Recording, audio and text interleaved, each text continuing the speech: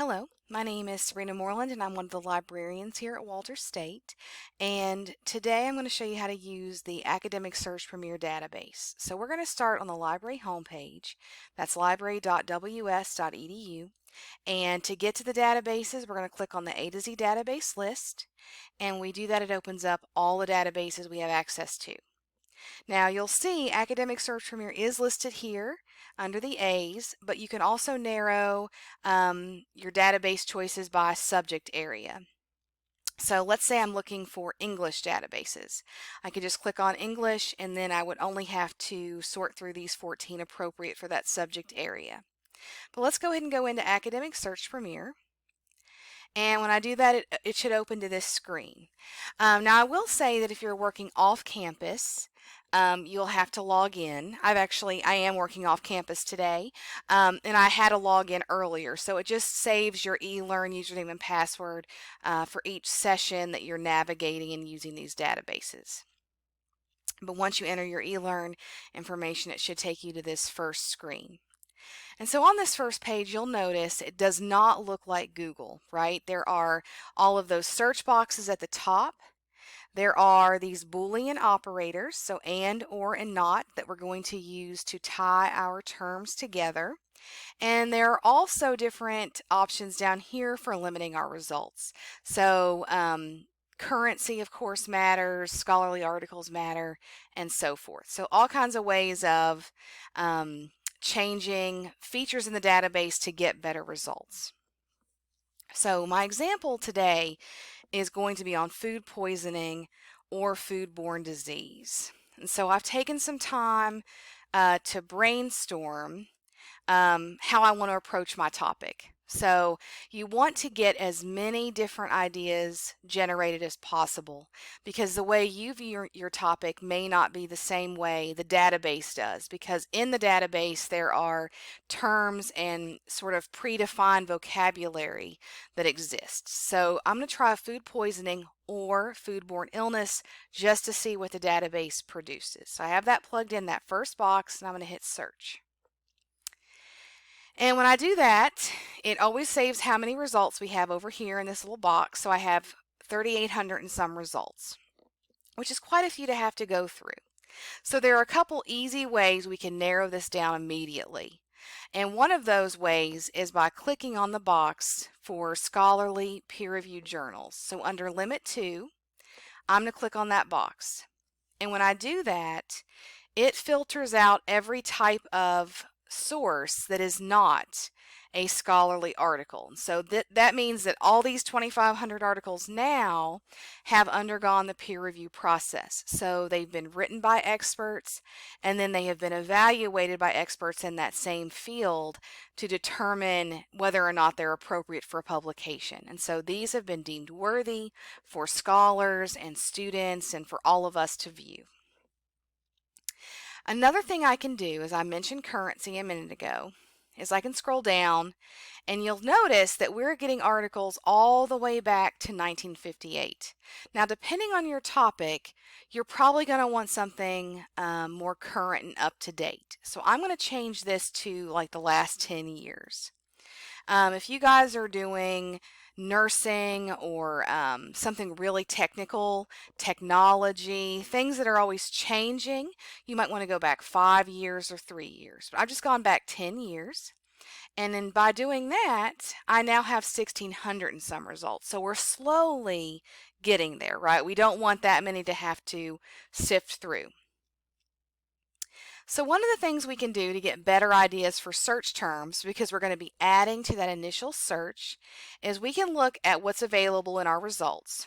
So we have the title, and then we have an abstract here. All of these articles have abstracts. And an abstract is a summary of the article. So this will give you an idea of what this article is about, obviously. You can never quote or paraphrase from an abstract, but you can use it to decide this seems relevant. This might be something I want to use in my research.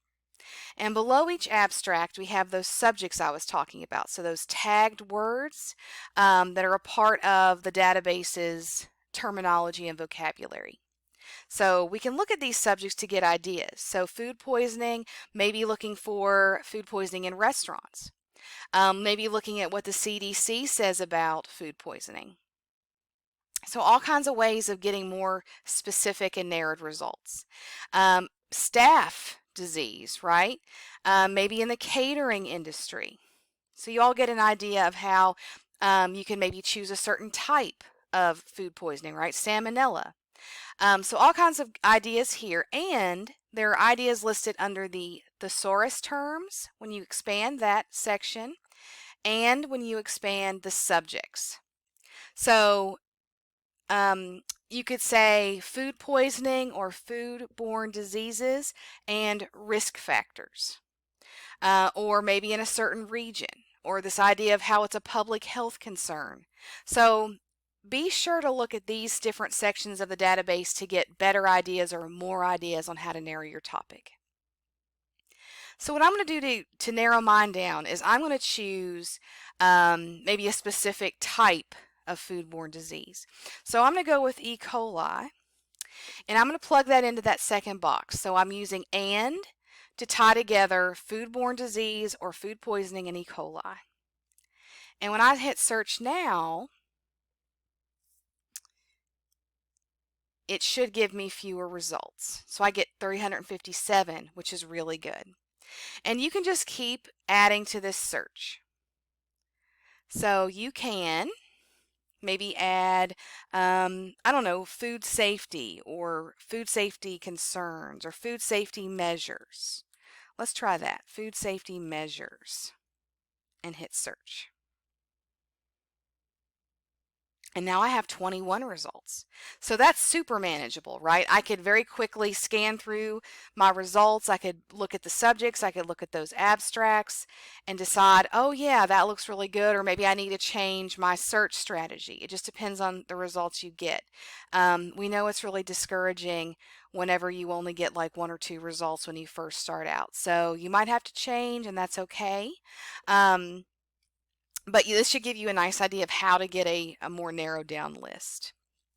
And so once you go through and sort of see something that's relevant, so maybe this one, food safety concerns, we have E. coli, talks about salmonella. Keep in mind that not all the articles you find will be just strictly about this one thing, but this one seems kind of relevant, so I might go in and see what it's about, right? I can see my terms listed in here, and I go into the article by clicking on that link.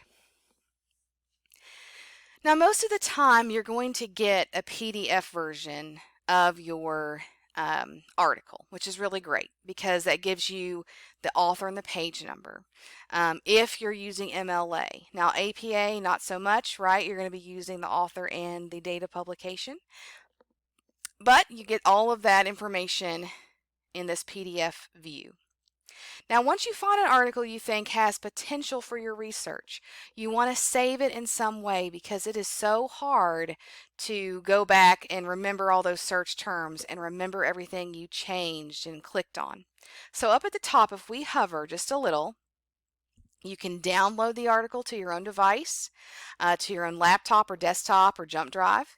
You can print it off if you have access to a printer. You can put it in your Google Drive if you have one of those accounts. You can email it to yourself, and I use this one all the time. So if I click on this little envelope, all I have to do is plug in my email address in that email to box, and it will send me this article. And you can also get the permalink here. So this little chain link looking icon, when I click on that, it brings up this whole new link at the top. So it's not the link at the very top of your page. That just takes you back to the databases. This takes you to the actual article, the permanent link does, okay?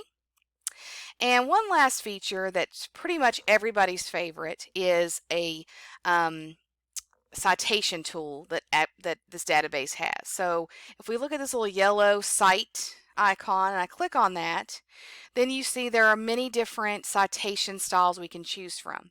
So if you're using APA, it's there, but MLA, is here. So all I would have to do would be copy and paste that into my Works Cited page, and I'd have all the information for that citation. I will warn you though that it is, you know, an electronic creation of this citation. So it's some kind of algorithm, it's some kind of you know, robot essentially that's making this. So it's not always perfect. So you're going to want to double check how it's written with an MLA guide or some other kind of citation guide like the Purdue OWL site perhaps. Because I can tell you right now, I'm just looking at this example, I would have to edit the author's names, right? Because they are not supposed to be all caps. And I want to make sure that the title is written properly, the database, the journal's italicized, and so forth. So all the information's there. You don't have to look up that information. You just want to make sure that it's punctuated and everything like that is written properly. All right, so that's how you use Academic Search Premier. Always remember that the librarians are here to answer any questions you have about your research. So if you need additional help in navigating this site, with your citations, coming up with search terms and how to find articles, don't hesitate to contact one of the librarians. Again, my name is Sabrina Moreland, and thank you for listening.